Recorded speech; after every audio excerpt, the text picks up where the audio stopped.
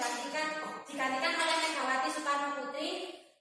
Program kerja yang pertama, reformasi bidang ekonomi, memperbaiki sektor ekonomi, pedoman bagi pelaksanaan pembangunan ekonomi di masa reformasi.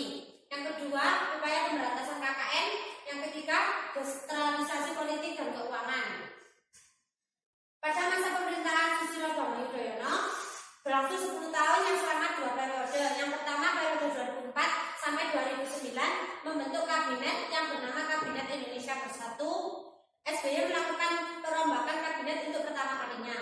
Periode yang kedua 2009 sampai 2014, kondisi pemerintahan pada masa itu memiliki berbagai aspek seperti politik, ekonomi, dan sosial budaya. Pada masa lanjut, pemerintahan Joko Widodo memiliki 9 program pemerintahan. Yang pertama, menghadiri kembali negara untuk melindungi segenap bangsa.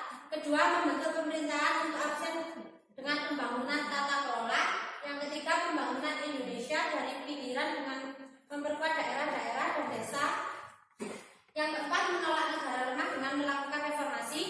Yang kelima, meningkatkan kualitas hidup masyarakat. Yang keenam, meningkatkan produktivitas rakyat, mewujudkan keadilan ekonomi, melakukan reformasi dan memperteguh kebinekaan. Dari sini sudah ada yang ditanyakan? Saya Manis. Pertanyaannya,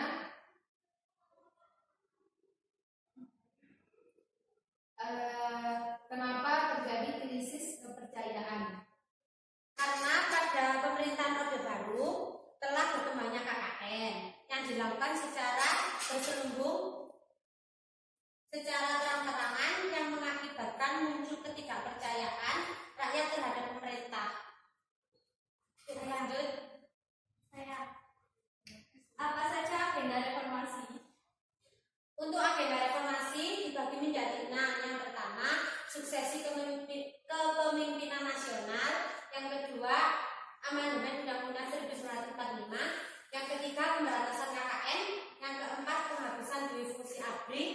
Yang kelima, penegakan supremasi hukum. Yang keenam, pelaksanaan otonomi daerah. Sekian penyampaian dari saya.